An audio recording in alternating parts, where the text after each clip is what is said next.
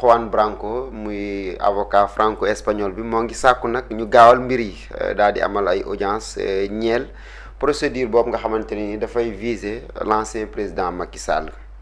waa xam nga Juan Branco dafa bokkoon ci avocat nu mu tuddati avocat Ousmane Sonko yi. daf ci bokkoon. justement liggéey fi nag liggéey bu am solo moom itam daj na ci coono gi ndax ñëw na fii Sénégal ñu jàppoon ko. après ñu libéré ko. justement jot nañ ko fi ay menaces. ci xale yi li ñu fi doon daj bokkoon na ci jëloon dossier bi porté ko yóbbu ko Cour pénale internationale. temps yee ci ginnaaw sax mi ngi wax ni Macky Sall dafa sàkku ci gouvernement bu Sénégal puis ñu arrêté gàttal procédure bi nga xamante ni yëkkati woon nañ ko pour que ñu topp ko loolu Juan Branco wax na ko. yàggul dara. maintenant nag tey Juan Branco li mu wax mooy dafa am loo xamante ni moom la bëgg moom la sàkku ci cour de cassation bu France. ndax nag am na ay dossiers yu ñu fa jébbale woon de yu ñu fa déposé woon. moom nag nee na li muy sàkku mooy audiencement bi ci procédure yi nga xamante ni dañu viser Macky Sall audience yi. moom loolu la sàkku moom ba tey mi ngi ci dossier bi xaw ma ku bàyyi mais Juan Branco moom mi ngi ci kaw Macky Sall. te nag il a raison Macky a fait autant de mal aux Sénégalais il doit répondre à ces actes-là. L'avocat franco-espagnol mu di Juan Branco xam nga ñaari nationalité la. moom dafa nekk. espagnol nekk français de l'autre côté. moom nag xibaar na ni dina delluwaat ci profession am liggéeyam. muy métier am avocat. waaye wax ni nag dina demander cour de cassation bu France ñu accélérer procédure bi nga xamante ni moom daf ko engagé woon contre Macky Sall président Sénégal. ndax procédure bi engagé woon na ko. ci cour de cassation bu France. ci post boo xamante ni moom moo ko publier boppam ci page Facebook am démb. moom nee na 9 mois ngi nii ñu suspendre ko. xam nga nañu ko suspendre woon métier bi. ngir benn bind bu mu defoon. est-ce que yaa ngi dégg. ñuy wax ni le temps d'une naissance. est-ce que yaa ngi dégg. avant que muy annoncé wu mu ni dina dellusiwaat Sénégal. dina dellusiwaat donc nekk avocat nekkaat avocat du moins. métier bi. moom Juan Branco xam naa ne nag la ko métti ba métti nag la ko gën a métti ci procédure bi mu enclenché wu mooy xëy na peut-être dafa yeewu rek gis ñu ni Sénégal soutenir na Macky Sall. Diomaye recevoir na Macky Sall it. Diomaye recevoir na Macky Sall xam naa ay gént la xam naa ne daal moom gëmu ko woon. ba xëy keroog ba mu gisee këyit bi. lii moo tax Juan Branco jóg. ne nag la mu dugaloon ci cour de cassation bu Paris dina demandé waat loolu ñu taxaw ci ndax Macky Sall du ku ñu war a bàyyi nii muy fëli. rawati nag Sénégal taxaw naan lay soutenir candidature am moom ba tey nee na ancien chef d'état bii di Macky Sall nee na dafa mel ni ku demander l'état du Sénégal ak état français ñu suul procédure yooyu. kon bu ñu xëyoon ñu dégg ni état français enterré nañ procédure yi wala Sénégal gi bu mbett kenn ndax nee na loolu lu Macky Sall sàkku la moom moo dugaloon moom Juan Branco pour ñu topp lu Macky Sall nee na Macky Sall demandé na état France pour ñu annuler ñu suul procédure yi waaye demandé na ko itam ñi nga xamante ni mooy état bu Sénégal nëppal ko. moom nag nee na du seetaan benn yoon te dafa jël engagement ci turu victime yi. maanaam ñi ñu faat. est-ce que moom nee na procédure bi dara taxul mu yëkkati ko lu dul vérité am dëgg. ci manifestant yi nga xamante ni da leen a rey. te ñu bari ñu rey leen ci ay bal réel moom nag jiiñu ko kenn ku dul Macky Sall nee na Macky Sall moo leen rey. est-ce que yaa ngi dégg. citoyen yoo xamante ni lañ doon laaj du woon lenn lu dul justice. vérité ak démocratie. est-ce que yaa ngi dégg. moom nag nee na contexte bii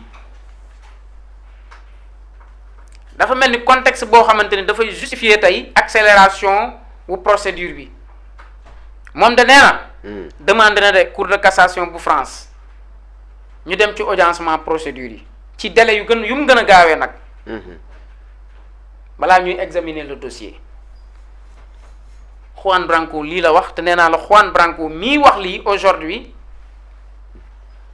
Juan Branco mii wax lii am na lu muy symboliser ci xeex bii moom Juan Branco taxawaay bu mat sëkk la am Juan Branco gàcce ngalaama la ko Sénégal ay desel sacrifié wu na ni day ñëw ñu ne ko doo ñëw Sénégal ñu jigi-jigi gis ko Sénégal ñu xëy jàppaat ko dossier yi xale yi dajale woon yépp mooy bal yi photo yi vidéo yi nervi yi lépp Juan Branco da koo dajale téye ko yóbbu woon ko déposé ko est-ce que yaa ngi dégg est-ce que xam nga ni bëri na loo xam bu ñu ko xamee Juan Branco moo tax ñu xam ko l'avocat sénégalais là justement oui fii yu bari dañ ko nëbboon yu baree bari dañ ko nëbboon te bari na fu dossier bi yegg Juan Branco moo ko fa yeggale parce que avocat la international xeex ay procès yu bari am influence ci àdduna bi xeex ak yàq ak yelleef yu bari menace bu ne ñu teg ko ci kawam dem nañ ba jaxase ko sax ak état français bu Macron comprendre on a tué des personnes devant lui. une soixantaine de personnes. oui dañ leen a rey ministre Yankhoba Diémé mi wax na ko. bi yor tey forces armées nee na dañu jël ay balles réelles kon Juan Branco mi inventé wul dara di. est-ce que Juan Branco dafa am lu mu inventé fii. non. Aziz ministre Yankhoba Diémé vidéo boobu ndeysaan damay communiquer waale nii mais maa ngi koy jeexaale ñu teg ko defe naa musuma ko fi teg xaw ay xëy na peut-être nag am na ko fi tegoon. li nga xamante ni tey ministre Yankhoba Diémé moo ko yëkkati woon ci ay kaddu yooyu ñëw dolleeku ci kaddu yi nga xamante ni tey Juan Branco wax na ko ministre de tey bi nga xam ne moo yor forces armées est-ce que xam nga ni ci moom la gënoon a jekk sax position bii tey Juan Branco am ci moom la gënoon jekk ndax moom nee na moo fekkee ministre bi nee na moo fekkee moom nee na man maa fekkee maa gis ñu jël ay balles réelles dóor est-ce que yaa ngi dégg dóor ko ci kaw ay xale yoo xamante ni rey gi ñu leen rey comme ay lapin yu doon daalu jour boobu Yankhoba Diémé ko wax heureusement ba sax am naa vidéo bi gàddul de 1 minute la doon na ma neex loolu ñu déglu Yankhoba Diémé méngale ko kàddu yi nga xamante ni moom la Juan Branco yëkkati Abdou Aziz ñu dégg ko. La venue normale et ordinaire du président Macky Sall dans son pays. Le président Macky Sall ne fait l'objet d'aucune accusation, il ne fait l'objet d'aucune poursuite, encore moins d'aucune condamnation de quoi que ce soit. Il est citoyen de ce pays, il a le droit d'entrée et de sortie du territoire et le président de la République, en tant que gardien de la Constitution, s'inscrit dans ce sens. J'en passe. Ce n'est pas aujourd'hui. Les gens n'ont pas oublié. Ils ne sont pas prêts d'oublier. Des personnes qui ne sont pas de la police qui tiraient et qui dégainaient sur les populations. En tout cas, Bignona n'est pas prêt à oublier qu'on a donné ordre à la gendarmerie de tirer à bout portant sur ses fils comme des lapins. Bignona n'est pas prêt à oublier. Vous prédisez. Aujourd'hui, comprenez. Celui qui est vu, en tout cas cru, pris pour être l'auteur principal, qu'on le prenne comme maître à la tête, ben, écoutez, s'ils pensent que c'est comme ça qu'on va assurer leur immunité... Vous pensez que ça va pas être... Ah oui? Ah oui, écoutez, c'est une vraie descente aux enfers. kon Abdou Aziz du dégg lii ñoo ko déggandoo justement kon tey ab kii Juan Branco bu ne Macky Sall moo rey xale yi fekk na nag tey ki yor forces armées Yankhoba fekk na mu wax ni moom bu yàgg ne xale yii nga xamante ne dañoo rey dañoo gis ñoo xamante ni kenn mënu leen identifier ñu jël pistolet di dóor ci xale yi ñuy daanu comme ay lapin am ñoo xam dañoo jot ordre jël ay bal dóor ci kaw xale yi c'était sous le magistère de kii de Macky Sall. dara yàggu fi ah. même dara pas yàgg 3 fii ans. dara xolal nit ñi duñ fi fàtte dara. Ay. mënuñu fee fàtte dara lii mooy li am Juan Branco nag à un moment donné dëgg la jàmbaar la mais dafa mel ni ku wéet ci xeex bi sentiroo loolu justement. Juan Branco dafa mel ni Abdou Aziz. ndax kon ça est-ce que dina si am ndam puisque yëf yi ba léegi amagul dara loo xam ne bougé na si ah.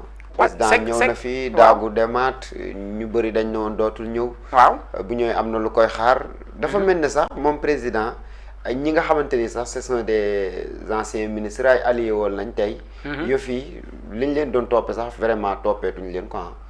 non Abdou Aziz fii laa toog ak yow ma ne la ñëppay libre.